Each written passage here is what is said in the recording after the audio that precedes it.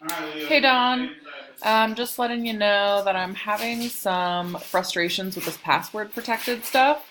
So I go in and I try to do so it's saved. So this password is saved as password as I have saved in my Google passwords. So it's saved as password. Then I hit save and it automatically extends this password to something of which I don't know what it is. And even if I type password, okay, and then hit save, again, I don't know what this password is and I'm not on some weird thing or site. I don't have like a weird setting that I know of.